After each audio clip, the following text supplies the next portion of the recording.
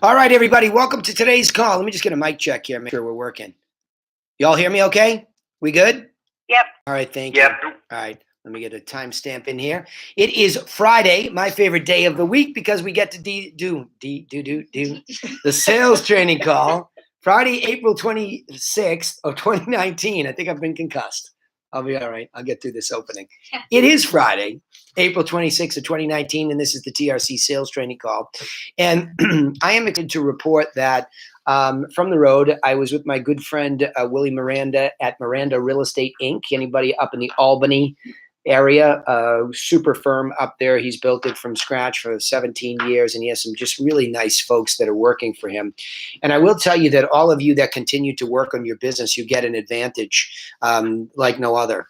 The people that show up run this business because they continue to make distinctions. They continue, more importantly, to see what the direction of the market is on a regular basis and make adjustments.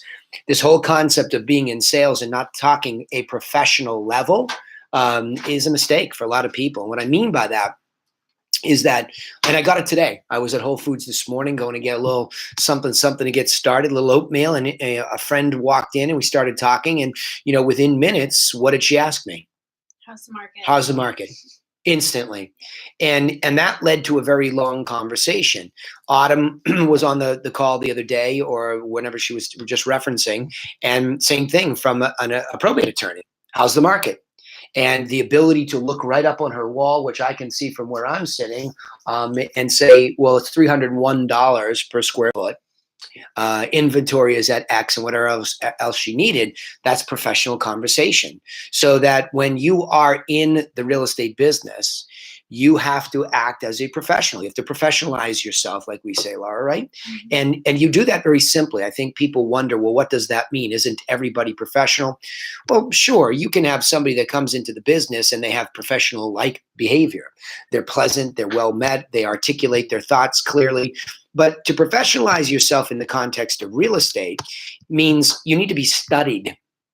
And so getting off campus and going to Willie's and doing some training, what I was really helping them do was be more studied, be more aware.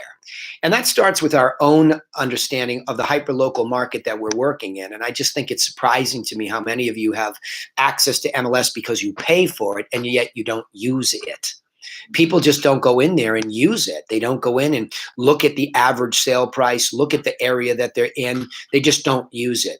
And I think to a large extent, that's just, that's sad.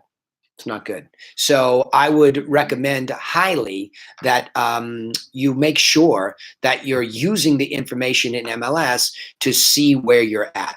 Okay. And yeah, I don't know what else to tell you other than that's pretty important stuff there. Right. So let me just see. I went live in the wrong spot here. Hang on. Hey, guys.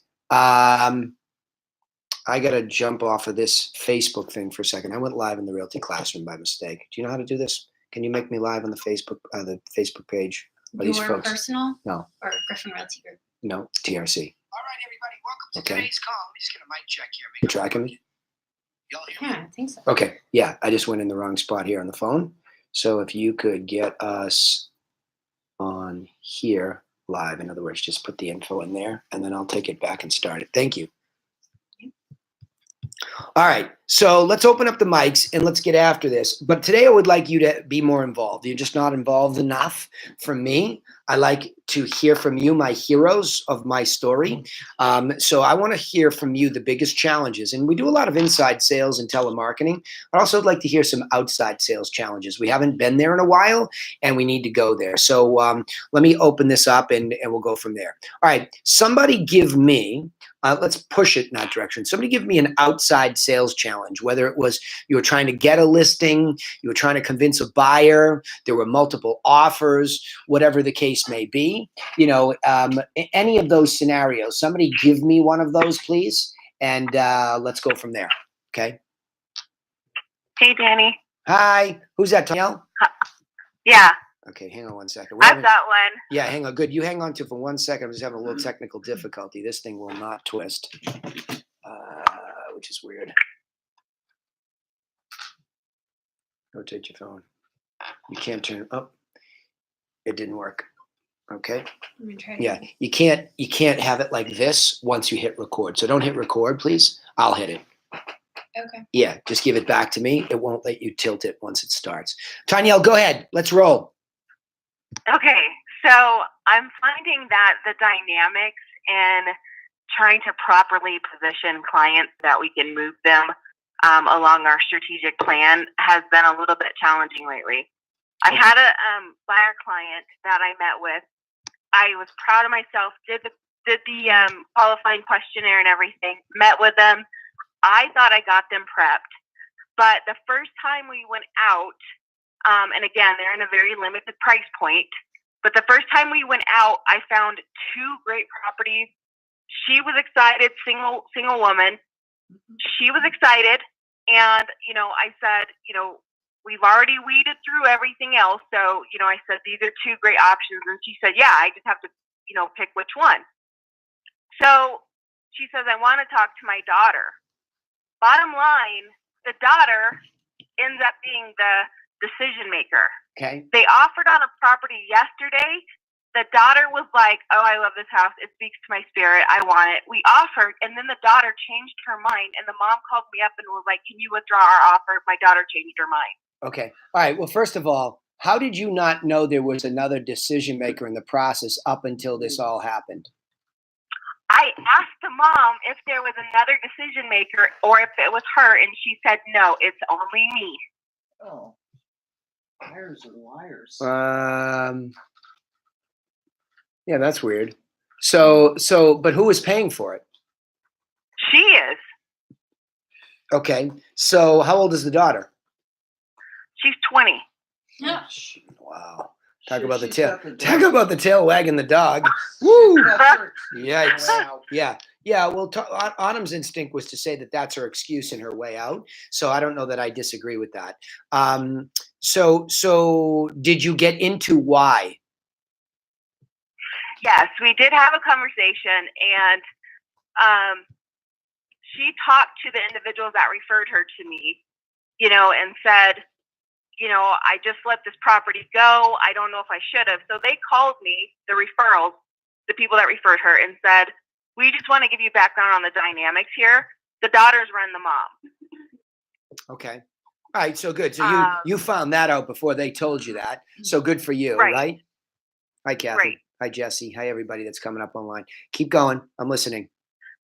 So we're supposed to meet tomorrow. Yeah. And I'm trying to figure out how to handle this because I don't want to repeat, of the situation. So she did reach out to me yesterday and apologize and said, my daughter won't interfere anymore. It's, I'll just be the one making the decisions, but I don't believe her now. Yeah, well, okay. So here's what happens. This happened yesterday when I was up at Willie's. We get in this contentious situation, right? Because we think we have somebody going through a strategy and we're coaching them, but the irony is, as much as you did everything right, they still have their process which interferes with strategic approach. So in other words, you can have a great strategy and you can be moving somebody A through B and everything seems like it's going well. And then this world of reality comes in and next thing you know, you have a real problem, right? And that's simply what happened to you, is that you got into a situation where you recognized something after the fact, but I don't think it should cause contention in you. And I notice this in you on a regular basis. When you've been scorned, right? You hold that grudge. You're a little bit of a grudge holder, which is normal. Yeah, Autumn's that's laughing in normal. support, by the way. She was laughing in support. Mhm. We hold a grudge. And I saw it yesterday too, and I call it out and I say, look, I think it's really, really important to not hold a grudge when somebody does something that screws up a nice, smooth transaction that's happening, right? Because you can't control their behavior, but you can control yours, right? And I think the danger in feeling that agitation is the minute you feel it, it's going to be expressed in all of your behavior. So if you say, now I don't trust her, everything that happens from this point forward is based on the statement that you control, right? You want to say something? Because you're nodding in agreement here. Yeah. Well, you just don't want that to taint the rest of the process with her. And I get your hesitation. I can't say that I wouldn't feel the same way. But you also have to think, I'm guessing that that woman is slightly embarrassed by the way things went down. Enormously. And so Yeah. she's insisting that the daughter's not going to be a part of the decision making anymore. And I think out of embarrassment, she would stay true to that. Yeah. But also she's embarrassed that she let it happen. Mhm. And because who knows that she even recognizes that in her real life. You know, as parents, I know as parents, right? We know that the next thing you know, you're like, oh my gosh. And what do we say? I spoiled you, right? Yeah. In this great moment of epiphany where these are children, but they matter. Mhm. Like, so I would say, Tanya, my best advice would be, number one, to be cognizant of what just went down and say, yeah, there we have another typical real estate situation where these people are decision makers. Now, she's not financially a decision maker, but clearly she's only a 20-year-old kid who's certainly not completely emotionally developed. Right. And she's going to move in with the mother. And so whatever it is, she's freaking out about her friends and everything. So yes, the tail wags the dog emotionally because it's family and the kid matters. So we, in the same breath, we don't want to say, yep, good for you. Don't let anybody, you shouldn't be letting these kids, and who knows who's saying that to us. Say, look, I get it. You have kids. Now that I'm aware of them, why don't we make her part of the process? I get that she's not, for sure. I get that she's not going to make the ultimate decision, but we do need to make her part of the process. And unfortunately, I wasn't aware of her level of concern about your move. Now I am. Now you are. Let's not fight it. Let's embrace it. Bring her in the fold. Now you have. Okay, come on. I did, Danny. So when I first recognized it, I did. I brought the daughter in the fold, showed her about 4 properties. The daughter was the one that wanted to offer on this property, and then the daughter changed her mind. And so the mom said, withdraw the offer. And I go through the uncomfortability, I guess, of the other agent cussing me out and all that stuff. Mm-hmm. But that's where my concern is, because the daughter seems to go back and forth. Okay. All right. Hold on. Yeah. 1 second. Then I'll let you jump in. That's fine. But, in the same breath, what you need to do is you just simply need to remember and have the mother remember she's the one making the decision. Say, look, how much control and how much involvement do you want from your daughter? Right? How much? Because we could play this game for a long time and she doesn't have anything, that, is like, well, where are we? Do you know what I mean? We're nowhere. So come on. You got to say something. At the risk of sounding like a shark, I also would be very miffed if I'd done the driving and then had to get cussed out by the agent. If the mother has said the daughter will not be involved, I would act as if I'm holding her accountable to that. That doesn't mean you have to say a word. I would proceed with the sale, and I would allow, and this sounds terrible, I know, but I would allow her embarrassment to close the deal for me. In other words, she made a mistake. She's embarrassed, and now you're going to lead her where you would like her to go. You're going to sell her a house. It's going to close. I would act surprised if the daughter's head came up again in the sale. I would just act surprised. It wouldn't be mean, but, because there's no finesse in that. But, she knows she's now back on her haunches because she made a mistake. So I would run with that myself, and I would step into the lead again and go on. And actually, rather than feeling resentful, you can actually feel like you have an edge now. Yeah, for sure. I like that a lot. I totally agree with that. I mean, it's to your benefit that there's been a mistake, as much as you're frustrated. Right. By the way, did that house sell? No, it hasn't. The agent just cussed me out and was like, "Don't bother ever writing on one of my listings." First of all, stop. Steamroll that nonsense. Yeah, No. Are you sure they really said that? Like, there's a total. No, they did, Danny. All right, but there's a total unethical thing going on there. It was. Is he or she a broker owner? Hang on, I got a Spanish guitar again. Go ahead. Is he or she a broker owner? No, she has no authority to say that. Yeah, okay. She was just upset. Yeah, okay. Which you can understand there too. Because so are you. Right. So I are don't you. think it's Everybody that was. big a deal. Yeah. But I would go. Does a lady want to go make an offer on the house? No, not the same one. Okay. Okay. For what? Well, now let's just determine. Let's move off of that. Yeah, For what move on. reason, though? I need to know for what reason. The daughter said it no longer spoke to her spirit. All right. Jeez. Awesome. We're gonna start levitating and The doing hot daughter's yoga while we 20. make decisions. That's awesome. Yeah, you got to have a sit down with the mother, and you got to say, look, I get this, but we're going to have difficulty having anybody take us seriously if we can't make a decision. What's most important to you and your daughter? Let's just get it and make a decision. Okay. No longer speaking to your spirit. It's not going to be good enough.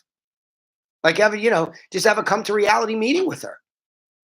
Okay. Have you? Yeah, how long? Hold on. Have you met with her? I'm meeting with her tomorrow. Okay. Yeah. You just got to put it on her and say, look, I get it. You have a child, 20 years old. You want her to be part of the process. I understand. But she's not involved financially, correct? All right. So Correct. what are the bare minimum things that we can get to? But we can't go in and out of deals whimsically because you're trying to please her. I'm working for you to get you what works, right? At some point in time, you're the decision maker, period.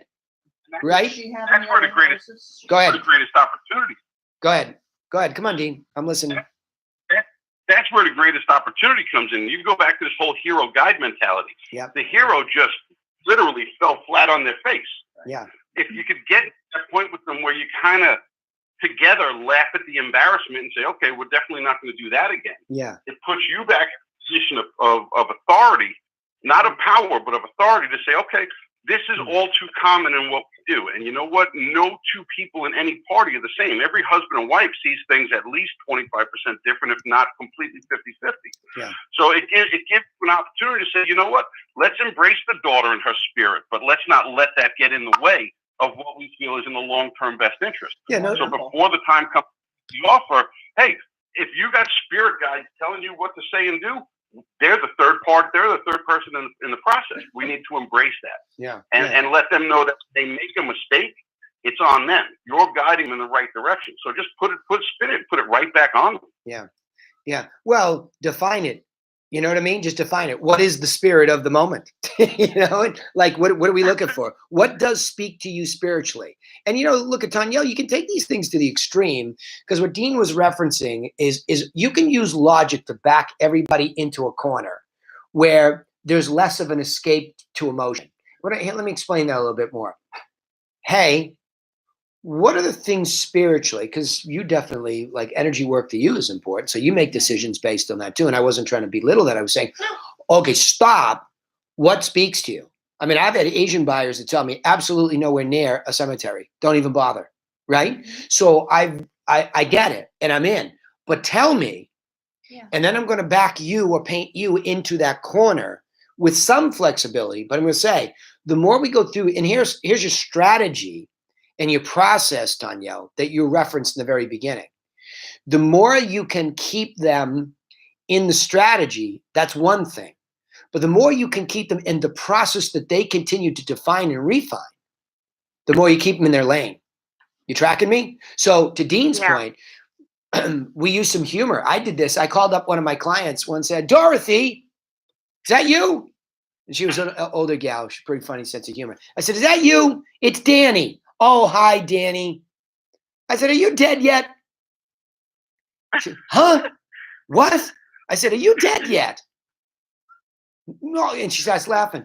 I said, because you're letting your daughter, who hasn't even lived with you, tell you that the other daughter is benefiting who hasn't taken care of you. Who's making this decision? You're right. Buy it.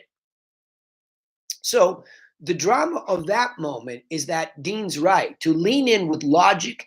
And if you're comfortable with humor, to make it light, relieve the burden of the hero of the story, as Dean just said. Relieve say, look, I get it. I get it. I've been through that so many times with parents and kids. And look, let's just get this right. We want her part of the process. What is the most important energy piece of this? Okay. What is it? Because I don't want to lose control of that again. I don't want it to be here 1 minute. Look, it's too whimsical. Let's get serious about her energy work and what matters, because you can't have 1 minute it speaks to you and the next minute it doesn't? Why? Because you withdrew? Because you whimsically changed your mind? Is that real energy work? Like, that's what I would say. Okay. You tracking me? That makes sense. Yeah. Yeah, that makes But sense. you have to have a real conversation with her. Yeah, I want to move off of this one. Let's Okay. move off. Let's move on to the next one, because I think you got it, right? But good, I got it. good case. You got decision makers you weren't aware of, and they're not even financially involved. That's a very, very important thing for everybody to understand. Look, we're dealing with one right now, Autumn, where we have a situation where I asked very specifically, because the lady's 83? Yeah. Okay, she's 83 years old. She doesn't come to the property. Grandson's living in it. Daughters are telling her to sell it. So when I got on the phone with her, I said, who's helping you? Because I'd be happy to talk to them as well. Oh, that would be great. Would you like me to talk to your daughters? Because you mentioned them. No. Out of the blue, she brings up, no. The one I refer to is my son, Tom.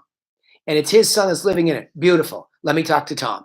Picked up the phone, spoke with Tom, sent him out a package on who we were, explained to him the realities of the market, the math. He got it. We just got a call from her. Sorry, I've had some problems. Call me right now. Right. Right? Boom. So this is an extremely important moment where you do have to understand that there are multiple decision makers or outside armchair quarterbacks. Yeah. Well, I've been watching this thing on the internet and it told me to do it this way. Well, great. Who does that somebody have experience? Right. No, I just saw it at night. Credibility. And you can make it go away quickly if you just simply engage them, Tanya. You let them have that conversation and they come to their own conclusion that they're acting ridiculously, right? Without hammering them with it. And the key point for you to take away this, don't hold a grudge. Work on getting better at seeing what Autumn, what Dean, and what Laura just said. There's an opportunity here to grab the moment, to gain a better sense of control over the process. But that's a decision you're making. That make sense? Got it. Yeah. And your action steps are dictated by what you decide. So if you decide, all right, look at, let's make this kind of a fun thing. I get it. I'd like to meet with you. When can we meet so we just get back on track? I know you got a little stressed out there. And then you go and you engage her and you empower her. Not like, hey, I don't trust her. I'm going face to face with her because I don't trust her. Don't do that. It's bad. Yeah, I know I'm exaggerating all the points today. You know, a little tongue in cheek here, but you got my point. Go embrace her. I got it. Yeah. I'd bring another couple houses too. Yeah. I would Good meet point. her with another couple houses in the back. Yeah. Well, and some solds. Yeah, start it again, as irritating as that is, but go to the meeting prepared. Like, let's move on. Did you hear that? I've already moved Yeah, on. I heard Let's move Yeah, on. good. Fresh content. Right. Fresh content. This is dead. Let's not go back and rebirth Thanks, it. everyone. Let's move Yeah. on. Good. Awesome. All right. Next scenario. Somebody, good job, Tanya. Good job. We'll be looking for a follow-up later. Next. I got a question. Yeah, go. Come on, Tony. Is that you? Yeah, it's more outside sales, but Good. That's what I want. That's what I'm talking about. oh, you are. Yeah. Okay. I'm finding that I'm getting realtors coming in after me, after the listing appointment, and essentially buying the listing after I've Yeah. like quoted a price Yep. or a price range. They'll buy it. One of them's probably the largest in Albuquerque Metro, and I was surprised this one last week. He had to bought it by at least 40 to 50 grand. But I'm thinking his strategy is just to lock it up into a 6-month listing and beat him over the head for price reduction. All right. Hold on. Be careful. I'm trying to. Hold on. Hold on. Be careful. When you say bought it, what you mean is not physically buy the property as an investor. You mean they undercut you, overpriced it, offered less, commission, something like that. Is that what you mean? Correct. Okay, good. Yeah. Heard that. So Heard that this week too. Go ahead. Let me go right after something. Are you doing an intake form that says, are you meeting with other realtors? yeah, I knew he was meeting with somebody else, Okay. Did you ask to be last? and I was after Joe. Yep. Okay. So, hold on. So that's incongruent with what you said to me before. So I want to make sure I get my facts correct here. What you said before was somebody came in after you and bought it. Mhm. So I'm trying to first solve time frame problem and then the others. Yeah, if we go individual on this one, Joe gave him a super high price before I got there, and I was just honest with the guy. Like, there's nothing that in the neighborhood that shows that. So he gave him $450. Like, we may be able to eke out $425, the highest comp, but he's not as nice as that one. And I told him, if you wanted to test this number, we certainly can. But since he felt like he had somebody that was more confident in what he wanted to hear as a price, he went with him. Second scenario, Danny, going back to the first one, yes, like, we'll go in a little early. I'll show them kind of what's going on in the neighborhood, kind of around where their price range is going to be. And then say they need to do some stuff and they're a month or a month and a half out, timing gets more clear after I'm in front of them. We'll leave and our follow-up will happen, but they'll get in conversation with somebody else that tells them a higher price. Let me just think through the beats here. How often is this happening? Often enough that I'm bringing it up, probably 6-7 times this year. How thorough is the evaluation that you do? Like, what's in front of them? When you're sitting there discussing price, let me go back to the intake form. Did you ask them on the intake form what they think the value of the property is?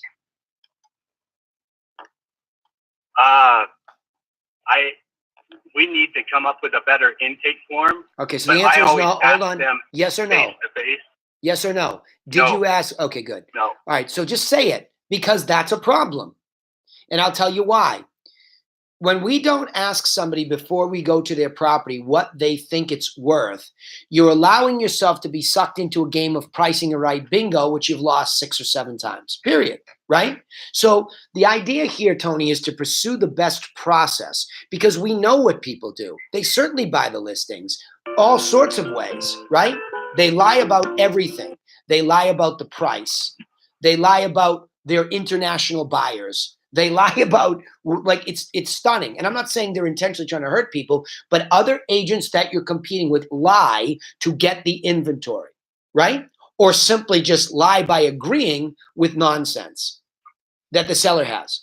So we have this real problem. Here you are, my heroes of the day, right? And I'm the guide. And I'm telling you, there are a plethora of reasons why we have a problem in our business with all this lying, right? Hold on. With all this lying. And so when you arrive at that moment, you have to understand the game you're in. And I'm not saying you're naive, but none of us can be naive. That is going to happen all the time. They've been out there looking on the internet. They've listened, just like Tanyelle, they've listened to this one or that one. And they create these perceptions. What I find in my experience is you have to bring them to reality.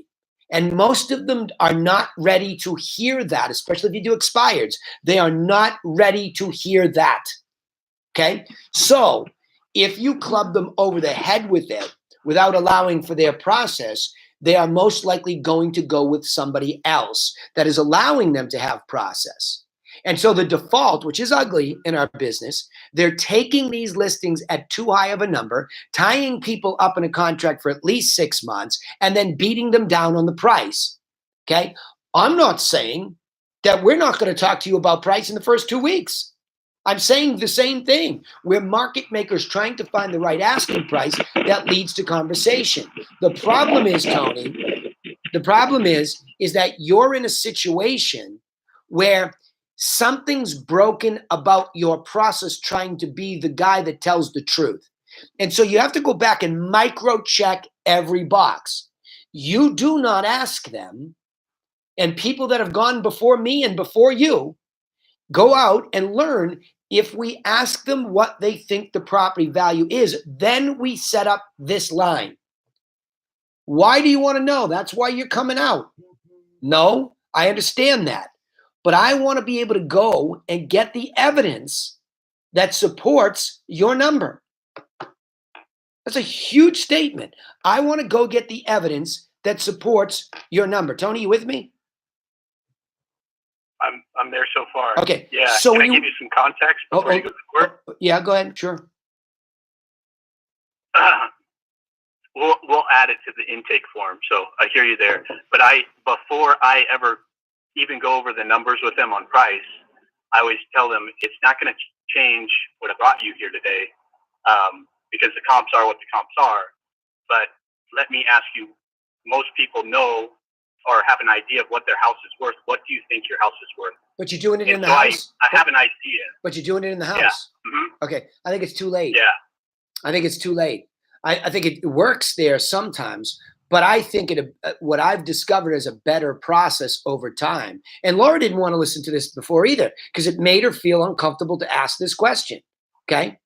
She would squirm around. Well, no, it's now she gets it, because when you get an overpriced listing and nobody's listening, now you get it. What's the question? Like, what do you think your house is worth? Okay. So Tony, if you don't, somebody in your office or you doesn't ask that question, when you arrive, you're causing yourself more work.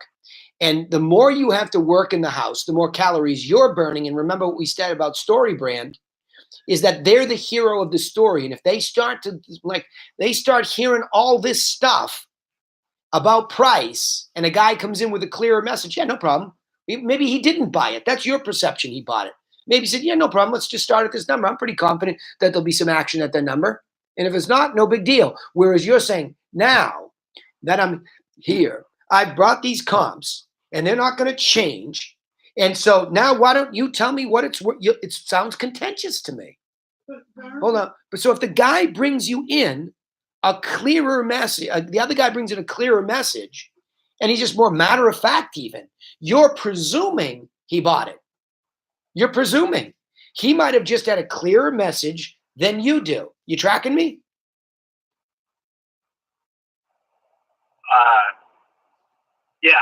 Yeah, I'm tracking you. Yeah, but you have a huge but there. So say, like, what's the but? He bought it. I see what he listed it for. Tony, you're missing the point. Tony, you're missing the point. He could have just simply made a mistake. He could have simply just thought 25 grand over 425 is no big deal. You're making it this, you're vilifying it instead of looking at, and I know you're looking at your process with me, so I don't mean to accuse you of not, but I'm saying, why are you saying that? You get 6 or 7 examples, you're going to 1. 6 or 7 times this is happening. That's a trend. So you have to look more at your process than at that trend.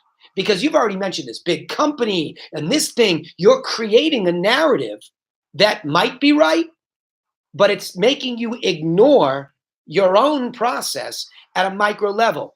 We have talked for years about asking people. You learned it from Proctor, you learned it from Griffin. Why do you have an intake form that doesn't say that? I think he learned it from Ferry. So it's not like this hasn't been proven to be a good setup for a better event in the house. Why don't you do it? So let me ask you, Danny. You know this guy wants to get 450. Are you going to go in and tell him anything different than what your comps are telling you? What's totally interesting to me is you didn't answer my question. I'm happy to answer yours, but you answered my question with a different question. I'm going to keep you in the hot seat. Why don't you have in an intake form, what do you think the value of the property is? And you might not be able to answer it right here. No, we'll put it in the intake form. So say it's on my intake form right now. I ask him that. How's that going to change my activity in the house? I'll move on when you answer my question. Tony, I will move on when you answer my question. Why wasn't it there? Don't know, Danny. I don't know, but I can affect the future. I can't affect the past.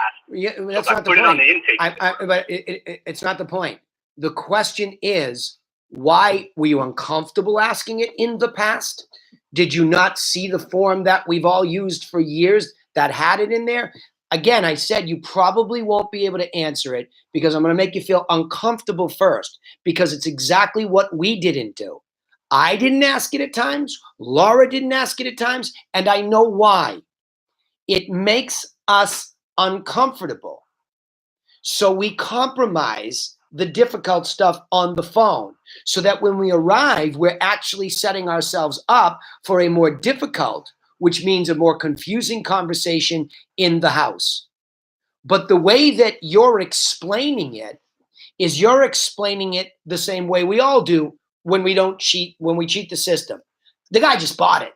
Okay, great. You want to dismiss him like that? I can't stop you from doing it. He may or may not. You don't even know that to be true because you weren't there. Now let me come to your question and I will answer your question. Am I like you're making it black and white? I don't make this black and white. Okay. You're saying, are you going to go in and tell them it's 450 if the comps don't go there? I don't go black and white. What I do is I take them through a process, just as I was advising Danielle. I take them through a process where they see the evidence and I let them ruminate over the evidence. And I say, do you see what this math is telling? It's simply saying that if you're average compared to these comps, you might be in this area. If you're above, you'll probably be in this area. Now, I heard you when we went through the door. New roof, new windows, new burner, all really, really good. Let's look at the features of these other properties at 450. 2-car garage. You don't even have a garage. So now I'm bringing them to a conclusion based on fact and evidence. Say, remember when we talked on the phone? You told me 450. So I went and brought information about what sold at 450. Here's what it looked like. And you're just a little bit less than that. So if we go with 450, I want you to know I have no evidence with me to support it. And I know you were talking to other people. Did they bring evidence to show you something different than this? Because this comes out of the marketplace. So my answer to you is much more thorough about how I bring people to a conclusion. I use the evidence and I have a process with them where we engage in that back and forth. You sound just too black and white to me. You sound a little bit like you're dictating it to them. And I just don't think that works. I think it's a credibility problem. I think we're overlooking a very obvious point. They have to trust you no matter what. Yeah. Which means more information needs to be given to them. You find out what the objections are, and then you answer with a good fact about your agency. And then you ask again for the sale. Now, I don't really understand another agent because I'm not an agent. I don't really understand them coming in and buying the listing. He's saying if a seller thinks their property's worth 450 and he Right. comes in and he doesn't have evidence to support that. He Right. told us on the guy's tiptoes, you can probably get 425. Okay. Okay, his tiptoes. Okay. So, but the guy thinks it's 450. Mhm. So Tony says, on your tiptoes, you're 4.25. Other guy says, yeah, no, what's a big deal? 4.25. Guy comes in and says, vanity, he takes no, the well, one who says the guy just says, yeah, no big deal. We can start at 450.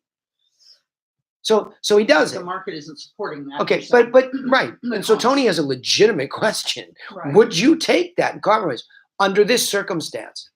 On a scale of 1 to 10, you're a 10, right? Yep. Okay, you're a 10, right? You want to move, or you have to move. Yes. Okay. You saw the evidence that I brought you. Through the comps. You see the math that says I have math up to at the tiptoes 4.25, and you know that's competitive. Okay. Yes? Okay, yes. But still you want me to start you 25 grand above that. that makes no sense. to Okay. me. Okay, but hold on. I'm gonna go with But I this. like the idea. Yeah. I'm gonna go with this. So we have no evidence, but still you like me. You hear that I'm more thorough than the other guy. I'm gonna give you a short period of time to make sure you have a process at 450. Okay. But don't you dare call me up in the first 2 weeks and tell me it's my marketing, it's this, it's that. Don't do it. Don't do it. And the only reason I'm letting you do it is because I understand everybody has to have their process. In fact, I want you to sign the price reduction that after 2 weeks, This is an automatic drop to 4.25. Okay? Because that's what the evidence is. You with me? Yes. Okay, good. Let's do it. And to make sure I'm still going to give you the full court press, I'm going to do 2 open houses in the first 2 weekends. Oh, that's beautiful. Right? I'm going to put my money where my mouth is. That's beautiful. I'm going to take action. I'll be in it, and I'll be in it. I'm not going to sit there and go, you don't give me the right price. So I will credibility and demonstrate service. Yes. dramatically Yes. that I'm going to put an effort in Yes. so that the automatic price reduction is there. Well, Tony, would you at least call me before you reduce it? Here we go. See what I'm saying? Yeah. You're getting stuck on your price now Yeah. where there's no evidence, and I'm going to give you my effort. Okay? So what are we doing here? So under those circumstances, Tony, it's not black and white, right? What if they're not with you? What do you mean, what if they're not with me, Grant? You'd have to explain that a little bit more. I see that question as a good one. Tony, so it's not as black and white as to they bought it or they didn't. And it's not as black and white as to would you take it even though you knew it wasn't right. I don't give answers like that because those are absolutes and none of us can speak in absolutes because we don't know all the variables. So the best answer I can give you is what I would do and what we have learned, Laura. I mean, you should weigh in on this too, because you went through this with me where why did we ever look at things that we knew worked for somebody else and cross them out, right? Why? Because we didn't have the experience of getting our own teeth kicked in. So we didn't trust. And so we're like, oh, we can cherry pick this, right? Let me just, I won't have to ask this. Let Danny figure it out when he gets out there. He's good enough. I don't know, whatever you were thinking, but I would go out and I would have this burden. And what I'm recognizing now, that thanks to Dean for bringing it back up here, you go into that listing presentation and pricing becomes a bone of contention. Right. You're dead. Yeah. It's over. That's what You're just dead. And you might not even know it's a bone of contention. Mm-hmm. You might have said something about price in such a way that you turned them off and you're dead. It is really one of those really dangerous slippery slopes, price. So over 18 years and thousands of hours of coaching it, Tony, I just keep trying to find a way to introduce the consumer to the facts that are the foundation for making a market for any property that I have to deal with, that they have to deal with, that none of us can ignore. But I put my proverbial arm around them and we become a team to look at them. So Tony, I just don't think it's black and white. Yeah.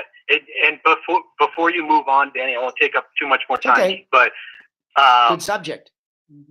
So I got it, intake form. Can I have the new one, please? Give them room to do their process at their price, and still communicate the truth with them in the beginning. But now, rewind to the other scenario. I'm thinking, like, if I'm going in a month and a half early, I'm not going to talk price so much because I don't want them to have a month and a half to Tony, find for somebody sure. else to get another number. Tony, for sure. See, that's why I wanted you to keep talking about this. This is so critical, but yet so subtle. Watch this, Tony. I got excited about this because you give me an opportunity to explain what I've been thinking to the mastermind members especially, let alone the salespeople. Why do we still like sending sold properties as they happen to sellers before they're really ready to list? Because that educates them. Right. It pisses some of them off. They don't like that, right. that you're sending them something that different price. Right. But what you're not doing is backing yourself into a game of pricing it right. Bingo. If you give an evaluation today and you paint yourself into that specific range and the market goes up and somebody comes in and nobody says, well, this is from 3 months ago, the market's gone up. They said, why did he give you that? This house is worth way more. You're dead. Right? So always, and look at Tony, I don't think anybody in this business is good enough. I know Zillow's obsessing about trying to get down to a 5% variance. Markets are more efficient than that. We make the adjustments and we're selling for 2% off the asking price, 3%. We're more efficient than an algorithm's trying to become. So the point is, but yet we're not perfect, or everything would sell at 100% of his asking price, no less, no more. So you don't have a perfect marketplace. You have market makers. You hear me call you all this all the time. Your job is to make a market for the property at the best possible price, given the circumstances, which are myriad. thousands of variables at any one point in time. Okay. So you're right, Tony. The reason for the homes down the street selling list is because when it does come go time, you're going to conglomerate the ones that matter the most, the 5, 6, 7 that matter the most, and analyze them. See, there's no analysis in keeping you up to date on what sells around you. There's no analysis. That's the reality of your neighborhood or the kind of property you own. It's just delivery of information, and the most pertinent information. They can interpret whatever they want, but it's pertinent. Now, again, here we go again. What do you think the value of the property is? $450. Okay, good. That's your number. So since you're not ready for 12 months, what I'd like to do is set you up on MLS so that you continue to get properties as they sell so you can see what 450 buys. And you'll know what you're up against, right? So now when I come in, Let me ask you. come on, keep coming. Come on, Yeah. good discussion. So I'm just thinking my quarterly home value updates.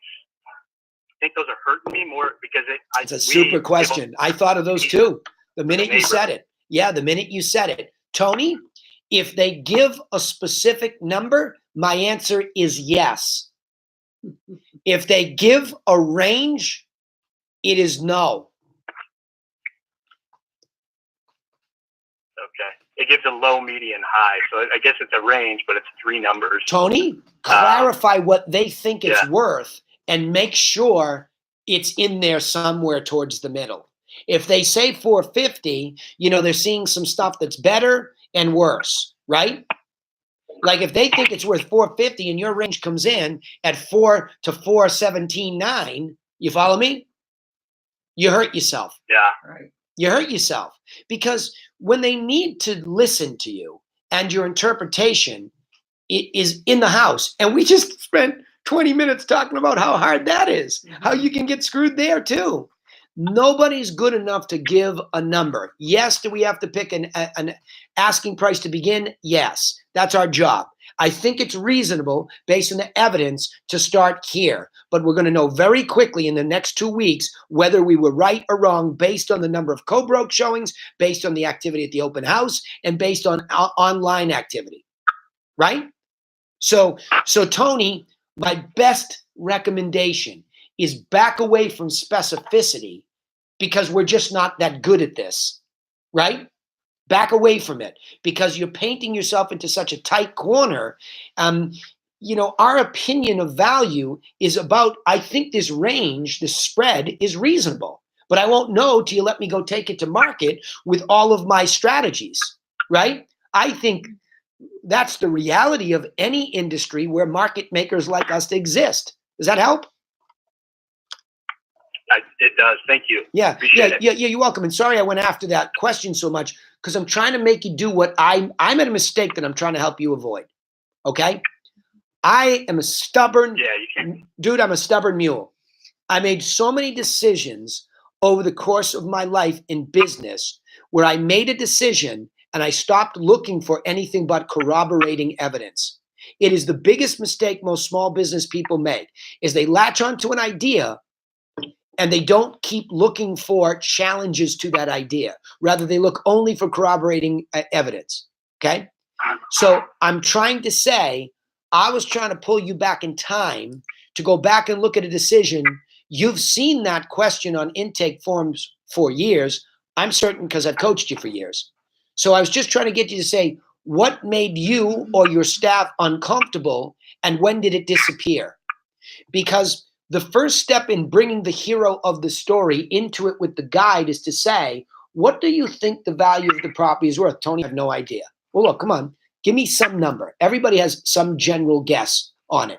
It's the rarest occasion when they say, Tony, I really am telling you, I have no idea. That's why I'm calling you. I really am deferring to you. I'm not meeting with anybody else. This isn't a game. I really don't know. That's a very rare event, okay?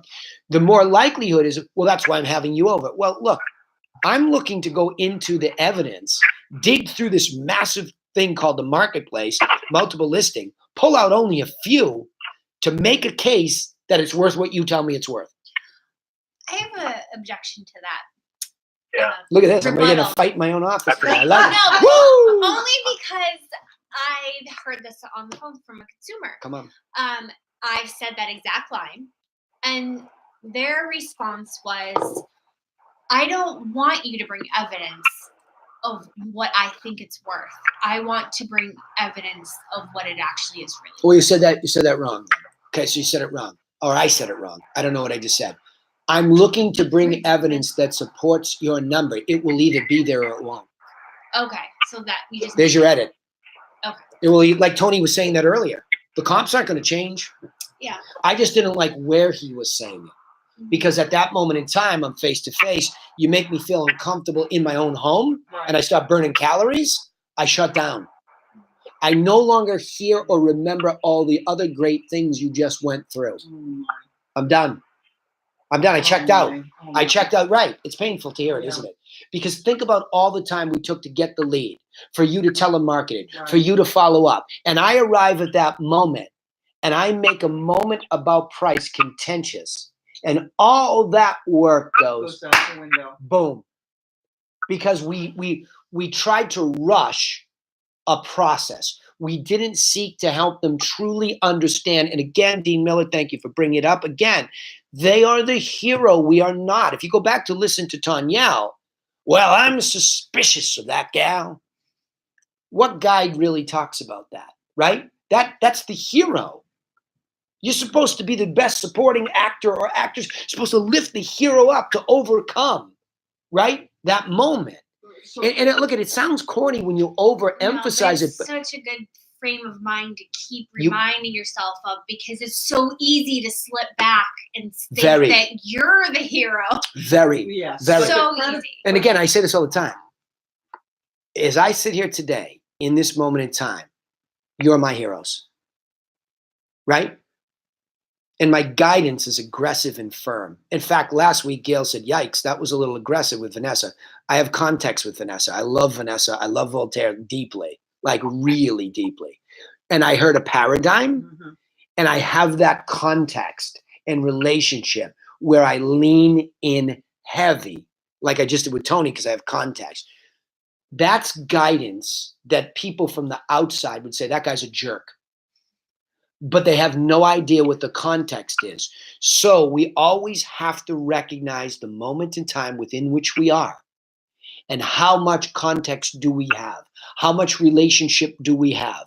Yeah. Is this somebody who has begun to trust me yet? This has got to start at the telemarketing level. It has to start at the marketing level, right. Even. Let's just say telemarketing is a front line. You're right. The credibility has to be there. That's why we do these sales training calls. We obsess, don't we? Right? They'll tell you what we just talked about before. Right. We're obsessing. Yeah. Micro subtleties. What is the hero saying? And I could barely hear the hero talking to you today, but I liked what I heard. And I'm like, ooh, let's pull out the letter. Like, people just don't understand how hard we work on this. It has to be sold up front. Yeah, for sure. So that by the time you get it, after Laura does all the footwork, it's closed. So listen to the most, Tony, this is interesting that this has provoked this. So thank you for bringing this up, because it's deep.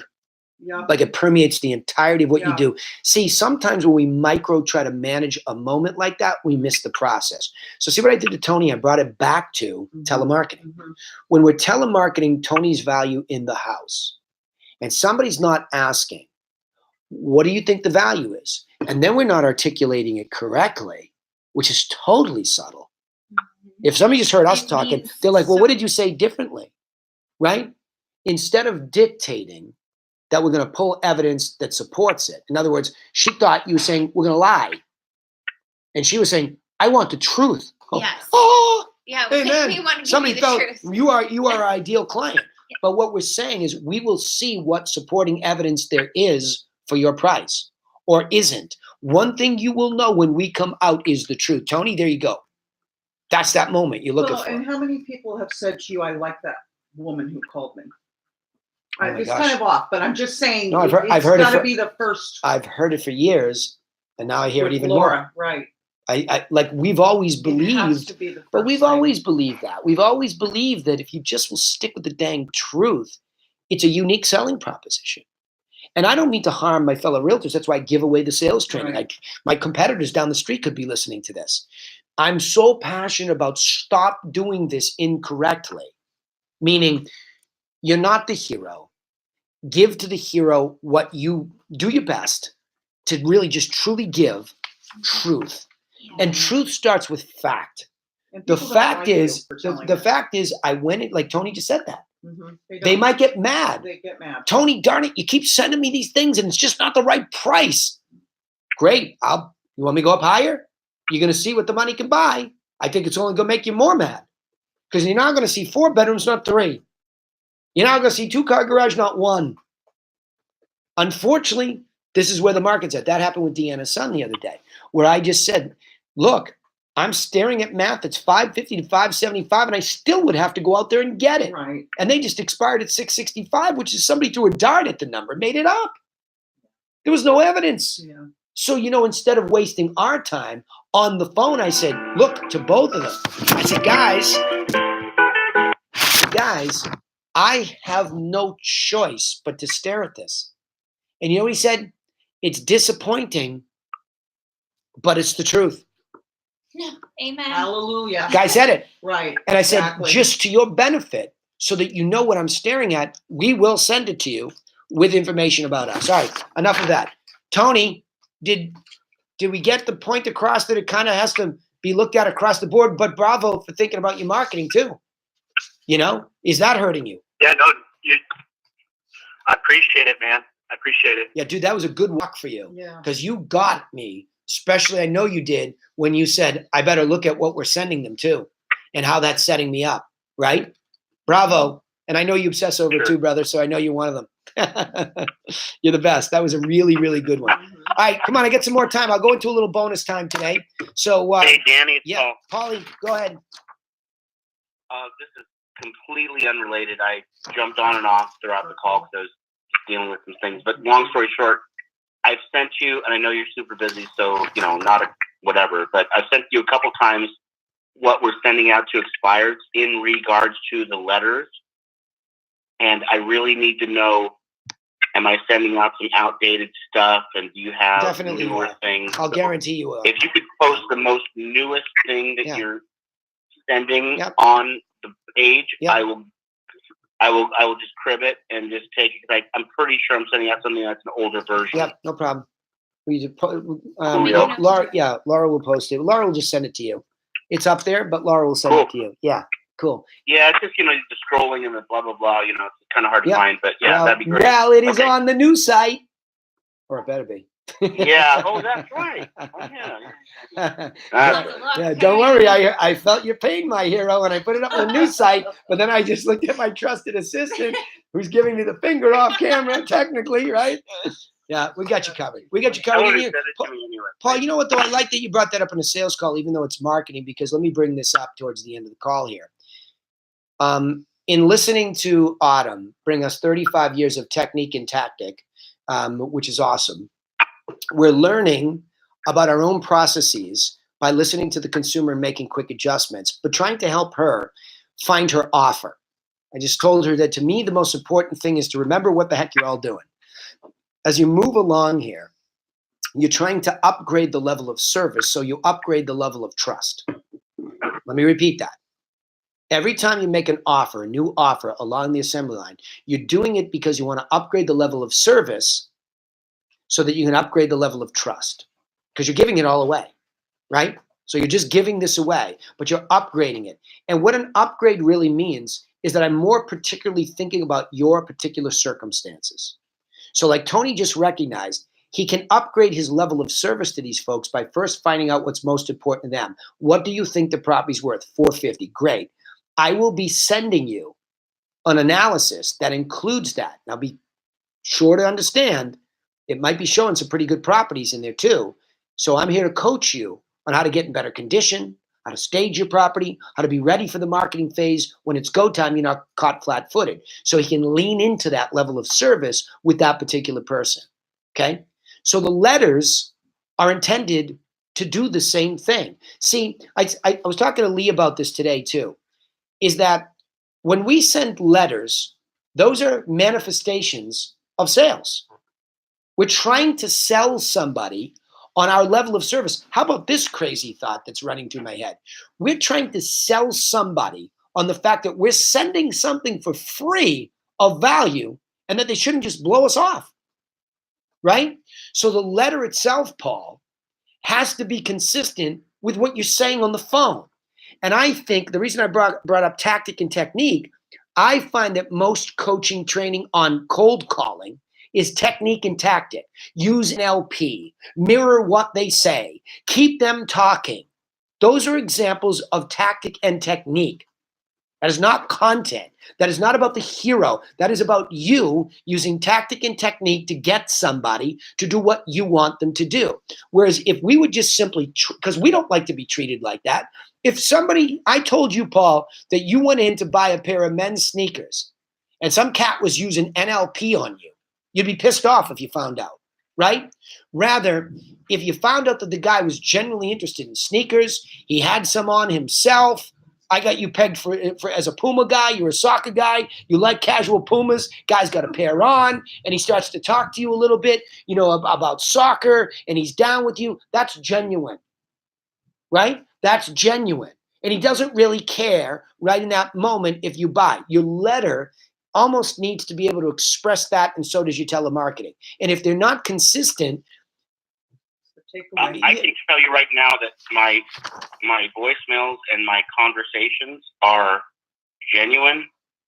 I can honestly say they're not consistent with the letter I'm currently sending. It doesn't feel like me at all. Yeah, perfect. There you go. And that is exactly, oh my gosh, thank you for saying it out loud. Thank you. I appreciate you for saying it out loud. That's what I'm trying to bring in congruence. To say, and where I was going, Tony, and what I was talking to Lee about today, I don't know if Lee's on here today too, but what I was saying is that let's start with the hero. And yes, I know what people say. Find out what the hero wants. That is correct.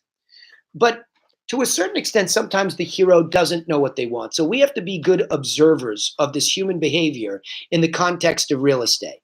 So what they want is to know why the heck my house didn't sell. Well, the first clue would be other properties that sold in that price range during that same time. That's the greatest clue you could ever give an expired to say, look, with or without me, take this info.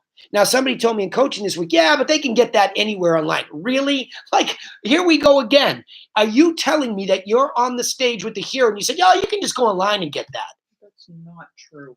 It is not true.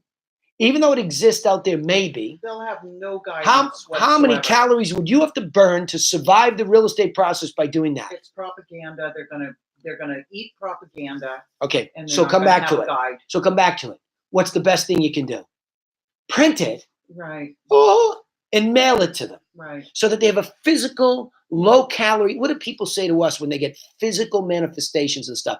Thanks for printing this stuff out. Right. Why do you think I scream about it at open house techniques? Yeah, we're not making up information. Have it printed. Hey, looks like you're running around by yourself with your Zillow app. Let me help you burn less calories today. Here's a list of all of those properties like this one in this price range that you can drive. Well, you know why I want to keep saying it? Here's why I'm going to keep saying it. This is new. It is the most brilliant thing I heard in that book, Story Brand. Why? Because I'm a huge fan of Abraham Maslow's hierarchy of needs. Yes. And I have always said, this is why I like Story Brand. It gives a lot of structure to what I've always taught. We keep forgetting food, water, shelter. Shelter. We are in the shelter business, but we have become so disconnected from it. I'm not talking about the person who's buying their 15th house because they just hit the lottery or sold a company. I'm talking about for the majority of people, this is shelter. And the reason why they emotionally freak out, especially about a house to sell and one to buy at the same time, is because they're going, holy crap, I've never even been confronted with the reality that there wouldn't be a roof over my head today. Right. And we're so disconnected from how important this business is at that level. You're at the level of shelter. It is the number one foundational piece of Maslow's hierarchy of needs. So now, Paul, bring that back to this. If somebody is that freaked out about losing shelter, not finding the right shelter, whatever it is, the easier you can make it as you meet them, the better off you will be. And like he says in his message, if you can articulate to them the clearest, simplest message of how you help them survive the best, they will choose you. See what Tony's pissed off about today? They're not choosing the best guy who told the truth. They're not. And They're then choosing the one. expired. They're choosing the one whose brain burned the least calories with. Think about that now, what I'm really saying.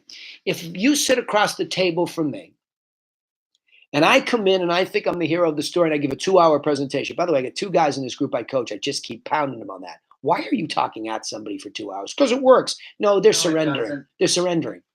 They're surrendering. It's not working. They're surrendering. They have no idea what you said, but they're just figuring, well, at least he had a lot more than everybody else. So they're surrendering, right?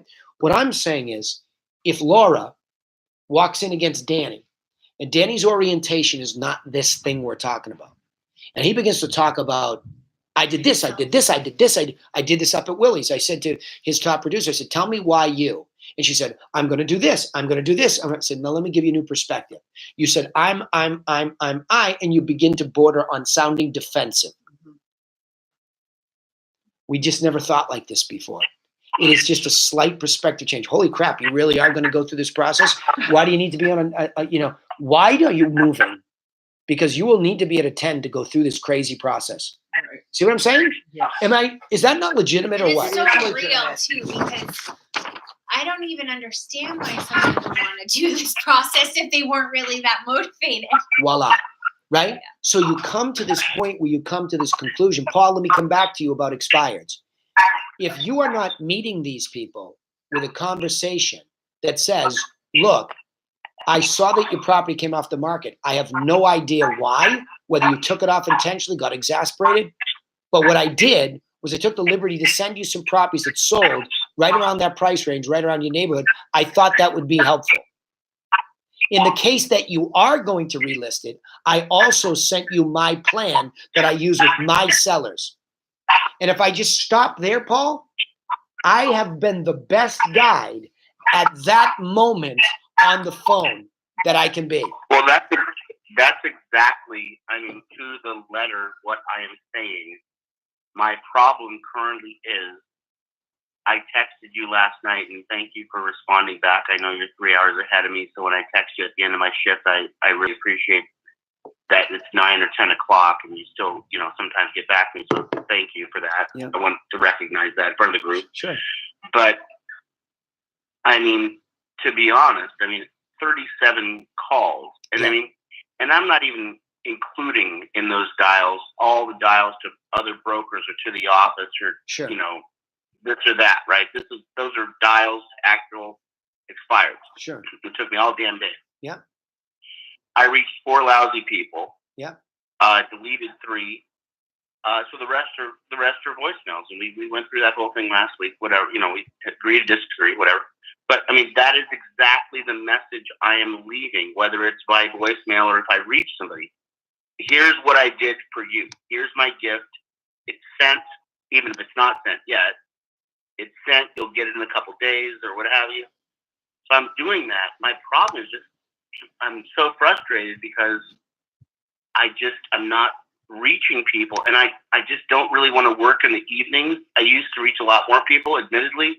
Yeah. In those 6 to 8 p.m. shifts, but I'm tired, man. I don't want to do that shit anymore. Okay, good. All right, good. I want to be I'll stay with this. I want to be opposite. Paul, I'll bite.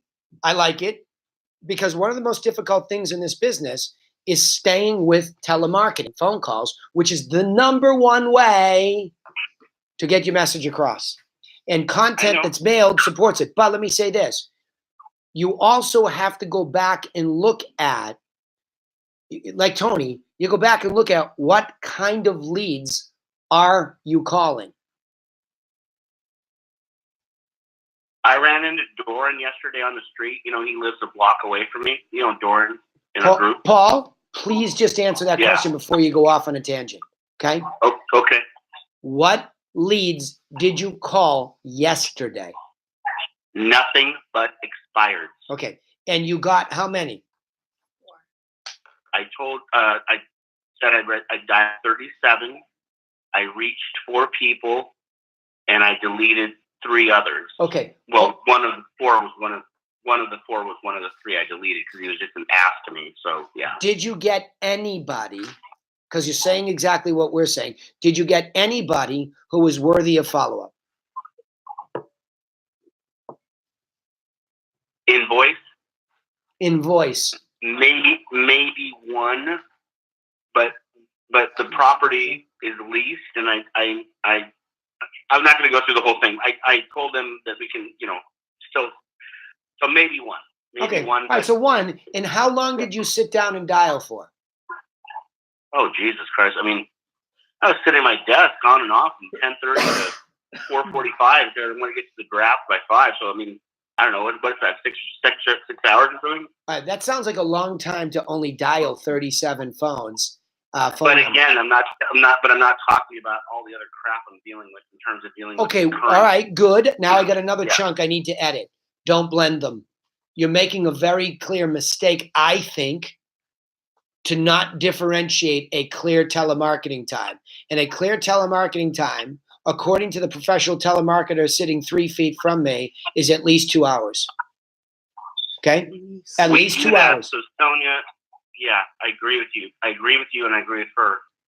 So Sonia and Voltaire and I, not consistently, but we often text each other and say, okay, it's 9. These are all in Pacific Standard Time. It's 10 a.m. What's your goal between now and 12? Let's check in again at 12.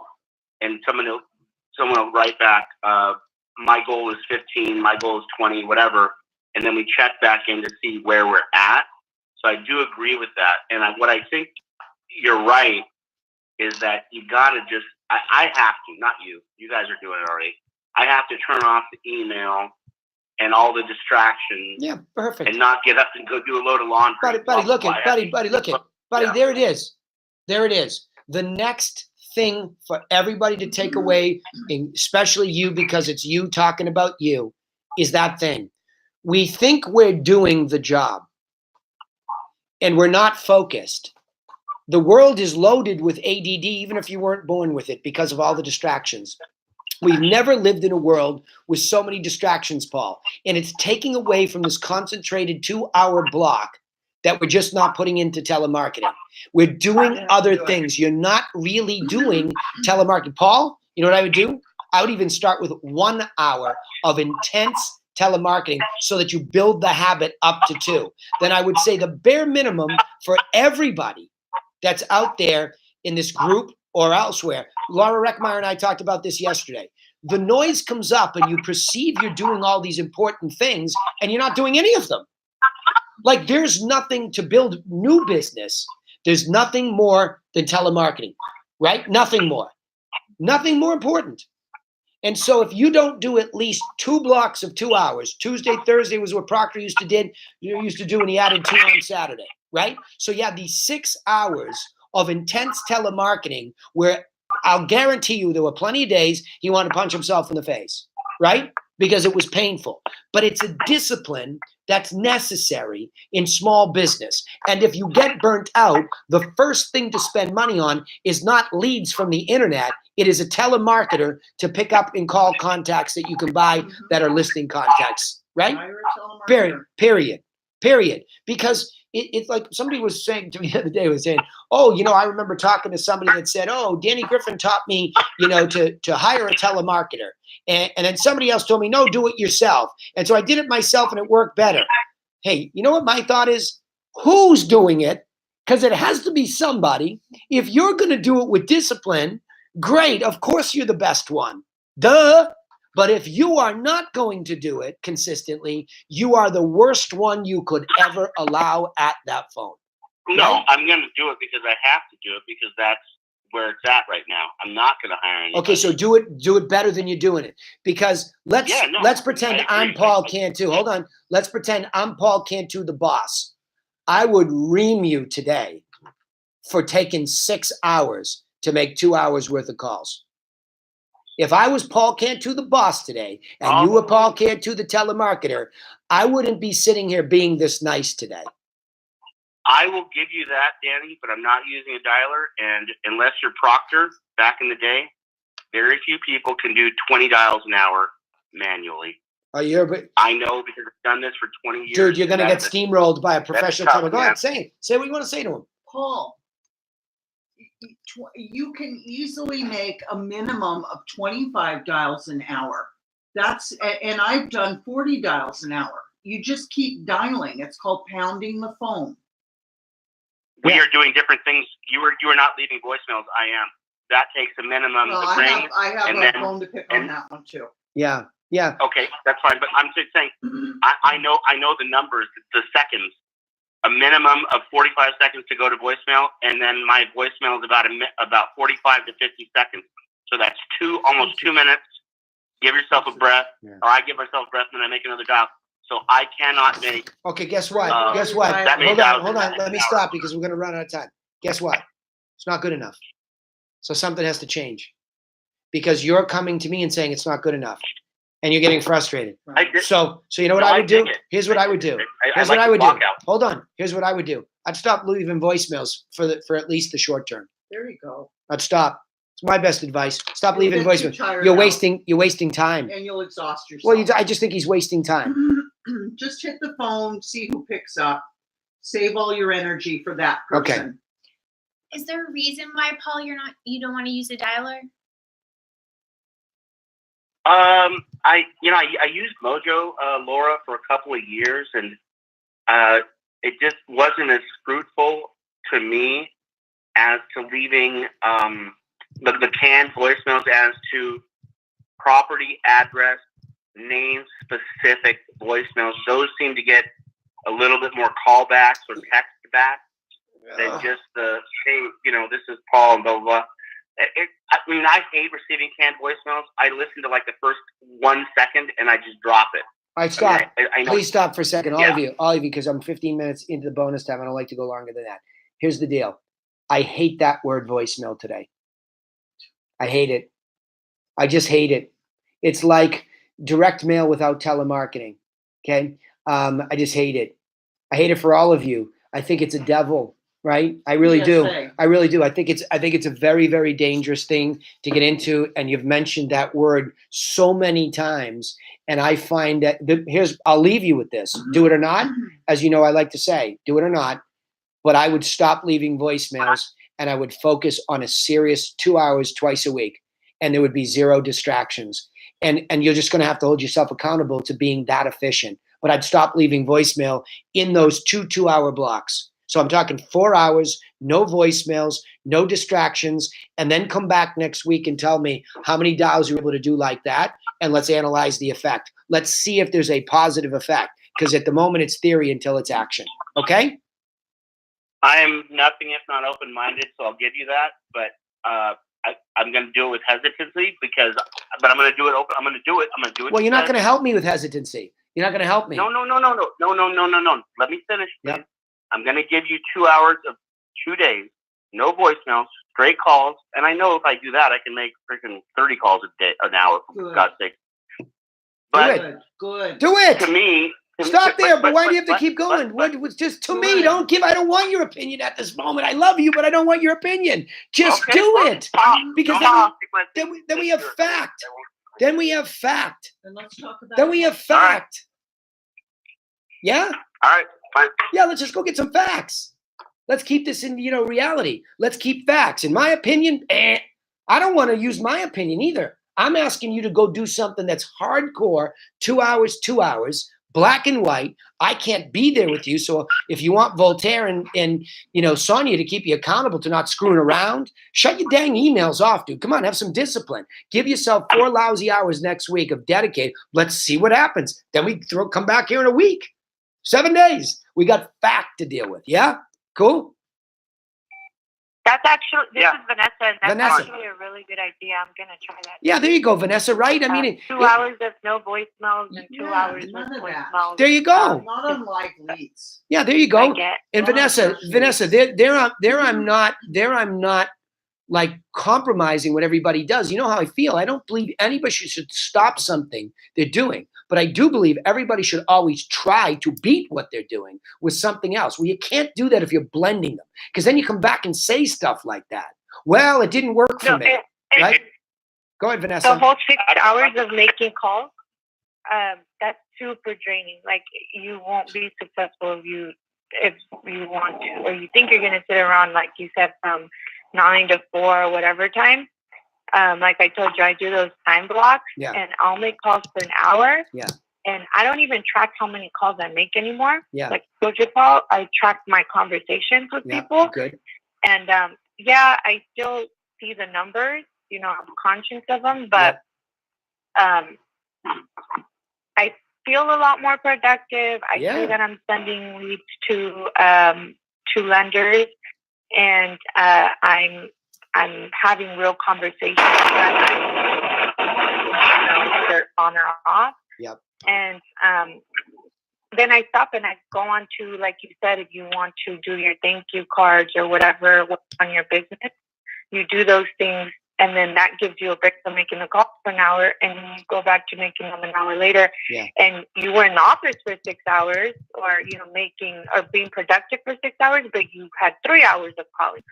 And then that's good. when your numbers are probably Good. more Yeah. sense to you. Yeah. I really love Vanessa's idea where we can do a compare and contrast where it's 2 hours no voicemails and then 2 hours voicemails. I know you do. I know you do. Really awesome. I know you do. I know. I Better know. luck I don't hanging care up on about. them and having Hold you on. call I them don't. back. I don't care about the voicemail section. just do I don't first care I'm just because I'm saying, not. I I don't like care. the I love contrast. you, but of course you love that. Good. So do it. I get no problem with it, dude. I don't care about anything other than the 2 blocks of 2 hours. And all she's doing is reaffirming that when she goes there, okay, when she goes there and she blocks her time, she feels more productive. She sees it, and she's saying, I did 3 clear hours of uninterrupted calls, right? That's her point. Now she's saying, maybe I might do 2 of those without voicemails, 1 with. That's fine, but I'm not going down that path with her either. I'm more interested in what she really said that was probably too subtle for most of you to catch, so I'll highlight it. I'm tracking my conversations. Voila. You got 5 stars today, Vanessa, because that's what matters. How many conversations did you have? What did they sound like? Did you make a compelling offer to continue the relationship? Right? That's what matters. So 5 stars for you, Paulie. We'll be looking forward to it. I got to go. There's a seller waiting for me. All right, everybody, have a good weekend. Go try this stuff. Good work. Thanks. You're welcome. Good job, Thank Vanessa. you, everybody. Yep. Cool. Bravo.